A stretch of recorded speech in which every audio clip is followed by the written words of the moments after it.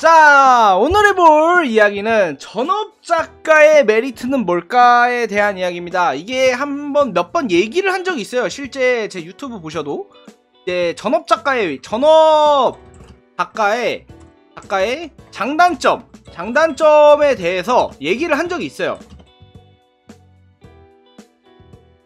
근데 제가 오늘 하는 얘기는 전업작가와 경업작가 좀 요 영상에서 말했던 거랑은 좀 다른 내용입니다. 자, 이제 여러분들은 전업작가의 메리트를 뭐라고 생각하세요? 이게 전업작가의 메리트를 하면은 정말 많은 사람들이 이 생각을 합니다. 이제 글을 많이 쓸 수 있을 것이다. 이제 겸업에서 전업으로 넘어온 작가들이 다 같이 하는 생각. 이제 내가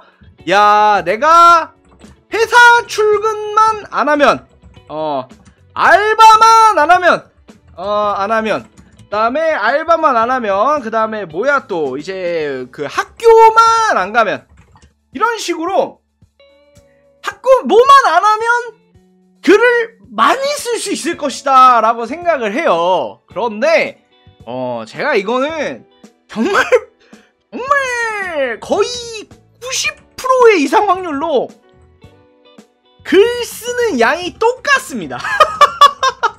제가 주변에 겸업에서 전업으로 오신 작가님들이 꽤 많거든요. 근데 전업을 하는 사람들을 보면은 글 쓰는 양이 똑같아요. 정말 똑같습니다. 그런데 진짜 놀라운 건 뭔지 아세요? 글 쓰는 양이 줄어. 이거는 나도 웃겨. 이거 되게 웃겼거든요. 이게 원래 전업하시는 분이 있었어. 그러니까 겸업하시는 분이 있었어요. 제가 아시는 분이. 이분이 어떻게 썼냐면요. 주말에 그러니까 금 저녁부터 일요일 저녁까지 25,000자를 썼어요. 25,000자를 써. 그래서 30,000자를 써. 그 다음에 이제 그 일주일치를 주말에 다 쓰거든요? 그러면서 회사를 가셔. 그런데 전업으로 하셨어요. 바꿨어, 전업으로 바꾸고, 이제 허덕여. 아니, 그랬던 사람이 이제 주 5일도 하기 힘들대. 이거 보면서 이제 이게 참 신기하구나. 그래서 정확하게 전업작가의 메리트는 이제 글을 많이 쓰는 게 아니에요. 쓸 수 있는 게 아니다. 글을 많이 쓸 수 있는 게 아니라 전업작가의 가장 큰 메리트가 있습니다. 제가 생각하기에는 엄청난 메리트고 되게 우스갯소리로 들릴 수도 있어요. 뭐였냐면 놀 수 있다. 놀 시간이 있어요. 전업작가는요, 이게 확실히 상대적으로 겸업에 비해서 압도적으로 놀 수 있는 시간이 많거든요. 근데 이게 이게 진지하게 생각해야 되는 부분입니다. 왜냐면요, 놀 수 있다는 거는 창작에서 굉장히 큰 부분을 차지합니다. 이게 여러분들은 하면서 이게 아무 의미 없다고 생각하고 놀겠지만, 사실 우리는 원래 작가이기 전에 독자여야 되잖아요. 하는데 이게 겸업을 하면요, 소설 볼 시간이라든지 그냥 유튜브 보라든지 게임한다든지 게임 만화 이런 영화 이런 여가 생활을 즐길 수 있는 시간이 너무 압도적으로 적어요. 이게 겸업을 하는 게 본업이 있고 글까지 써야 되잖아요. 그러면 어떻게 되냐면, 이 양동이에 물이 있다고 쳐봐요. 여기 있던 물은요, 뭐냐면 우리가 일을 하기 전에 쌓아온 거예요. 그러니까 글을 쓰기 전에 우리가 쌓아왔던 거야. 정말 자연스럽게 재밌게 만화를 보고 영화를 보고 그냥 우리가 좋아하는 걸, 내가 좋아하는 걸 하면서 쌓아왔던 건데, 이게 겸업을 하면요, 이걸 토해내기만 해요. 이걸 넣을 시간이 없어요. 압도적으로 그냥 힘들어요. 그래가지고 전업을 하게 되면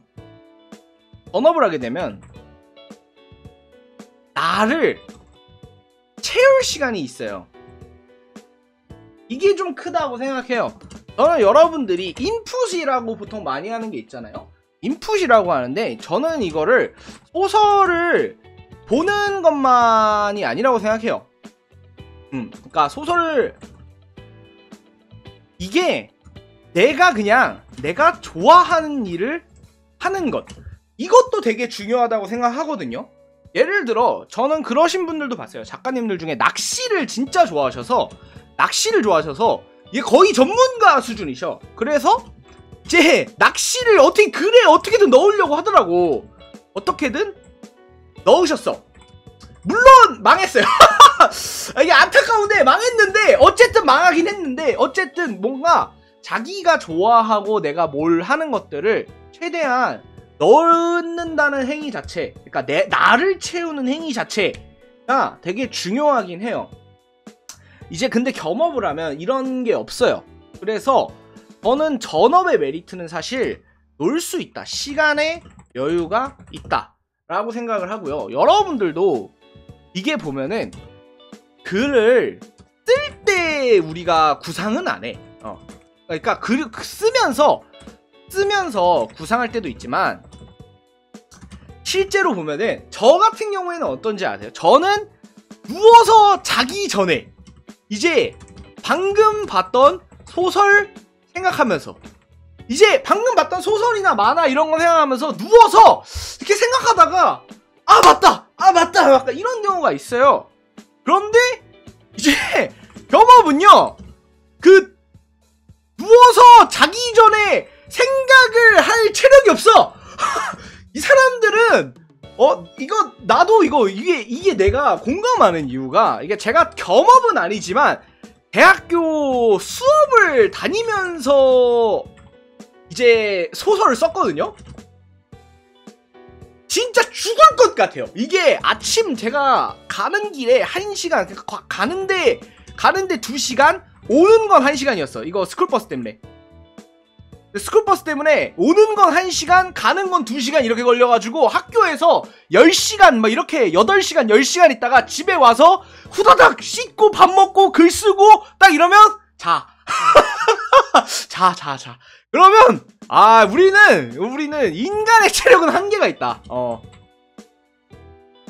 그래가지고 저는 전업의 장점은 사실 엄청나게 이 놀 수 있는 시간, 여가 시간, 그리고 생각할 작품을 생각할 수 있는 시간에 달렸다고 생각해요. 이거가 여러분들은 좀 무시하실지 모르겠지만 이게 되게 크고, 그리고 이제 전업을 할 수 없는 사람이라도, 하실 수 없는 작가님이라고 해도 저는 이거는 되게 좋다고 생각해요. 그냥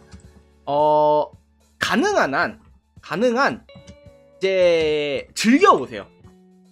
그러니까 가능한 최대한 뭐 시간을 내서 즐기라고까지는 하지 않겠지만 여가 시간에 이제 뭐든 좋아요.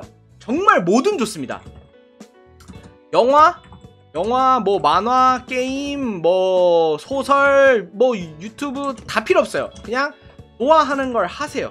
그걸 하시면서 최대한 내 마음의 머릿속에 있는 생각을 자극받을 그럴 활동을 하시는 게 좋습니다. 그래가지고 요 노는 거, 요 메리트에 대해서 한번 얘기를 해봤고요. 이제 여러분들이 전업 작가를 사실 많이 꿈꾸실 거예요. 전업 작가를 많이 꿈꾸실 텐데, 전업 작가가 단점도 분명 존재합니다.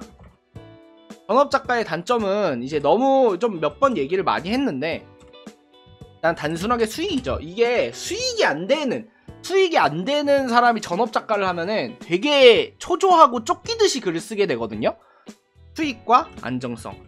그래서 이게 확보가 안 되면 이게 쫓기듯이 글을 써요.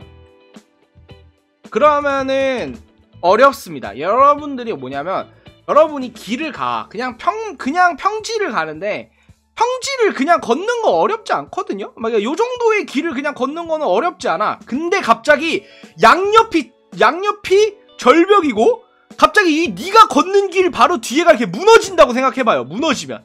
그러면은 같은 길이라고 해도 예전에 아무렇지 않게 걸었던 길이라고 해도 어렵게 느껴지고 힘들게 느껴집니다. 정신적으로 가혹해지죠. 그래가지고 전업이 장점만 있진 않아요. 그렇다고 단점만 있는 것도 아닙니다. 다만 여러분들이 어느 정도 전업을 하실 생각, 그러니까 전업을 하실 조건이 된다면 이렇게 생각하세요. 아, 전업을 해서 많이 쓰자, 글 쓸 시간을 많이 늘리자, 이런 것보다는 전업을 해서 나를 채우자, 이렇게 다가가시는 게 조금 더 마음이 편하실 거예요. 왜냐면은 제가 이거는요 불가능해요. 안돼. 나 이거 해봤거든.